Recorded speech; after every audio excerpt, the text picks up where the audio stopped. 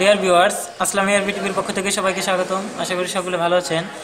Viewers, এখানে দেখতে পাচ্ছেন যে একটা স্প্লিট টাইপ এসি রয়েছে। তো এই স্প্লিট টাইপ এসির যখন এক স্থান থেকে অন্য স্থানে স্থানান্তর করতে হয়, অর্থাৎ একটি জায়গা থেকে অন্য জায়গায় যদি নেওয়ার কোনোভাবে প্রয়োজন হয়, অর্থাৎ নতুন করে ইনস্টলেশন করা হয়, তখন এই অবস্থাতে পাম্প ডাউন করে নিতে হয়। অর্থাৎ এই আমাদের যে ইনডোর যে সিস্টেমটা রয়েছে, অর্থাৎ ইনডোর যে কয়েলটা এবং এইখানে যে আউটডোর কয়েলটা, এটাকে মূল কথা হচ্ছে যখন আমরা সেপারেট করব, তখন সেপারেট করার সময় এইখানে লকগুলো খুলে জাস্ট সেপারেট করা হয়। কিন্তু এইটার সার্কেলের ভিতরে যে গ্যাস থাকে, সেই গ্যাসটাকে কম্প্রেসারের যে অংশটা থাকে সেটার সাথে অবশ্যই আপনারা জানেন যে এখানে হিটিং কয়েল থাকে, অর্থাৎ কন্ডেন্সার।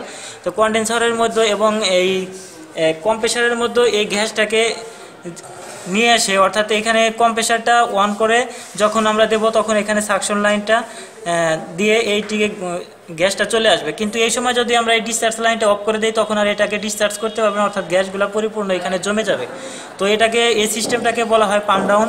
তো এটাকে আমি আজকে আপনি করে দেখাবো, সম্পূর্ণ করে দেখাবো। এবং এটাকে আমরা যখন এটাকে কেটে ফেলবো, অর্থাৎ খুলে ফেলবো, তখন এখানে গ্যাসের কোনো অপচয় হবে না। অর্থাৎ এই গ্যাসটা দিয়েই আমরা এক স্থান থেকে অন্য স্থানে এটা নিয়ে আবার ইনস্টলেশন করতে পারবো। সেক্ষেত্রে আর গ্যাস চার্জের কোনো প্রয়োজন হবে না।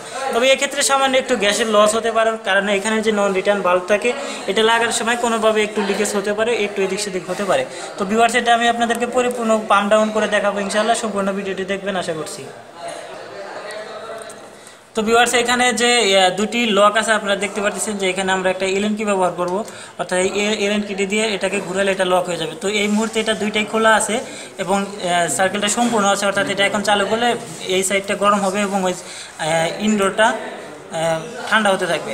তো এখন এই পর্যায়ে আমরা এখানকার দেখেন, এখানকার যে ক্যাপ আছে এগুলো আমরা খুলে নিয়েছি, অর্থাৎ এইটা এখানে খুলে নিয়েছি। এখন আমরা এখানে কম্পাউন্ড গেজ লাগাবো, অর্থাৎ লো প্রেশারটা পরিমাপ করবো। তো কম প্রেশার গেজটা আমরা লাগিয়ে দিচ্ছি। তো এখানে আমরা লাগিয়ে দিলাম এবং এটাকে একটু দ্রুত লাগাতে হবে প্রেশারটা দিয়ে, যাতে করে এখান থেকে না আসতে পারে। তো এখানে আমরা এখন ফুল টাইট করে দিলাম এবং এইখানে দেখেন, এখানে যে সার্কেলটির ভিতরে যে প্রেশারটা আছে সেটা কিন্তু এখানে দেখাচ্ছে প্রায় 90 মতো, 90 PSI মতো দেখাচ্ছে এখানে। তো এখন যে প্রেশারটা আছে এটা কিন্তু আসলে ফুল সিস্টেমের প্রেশারটা। তো এটাকে আমরা যখন পাম্প ডাউন করব, তখন এই পাশে দেখতে পাচ্ছেন নিশ্চয়ই যে মাইনাস যে 30 সেখানে চলে আসবে, অর্থাৎ 29.9 যখন চলে আসবে, তখন এটা পরিপূর্ণ হয়ে যাবে। তখন আমরা এখানে আবার এখানে যে আমি দেখালাম যে যেটা এলএন কি দিয়ে আমরা করব, অর্থাৎ এটাকে টাইট দিয়ে দেব।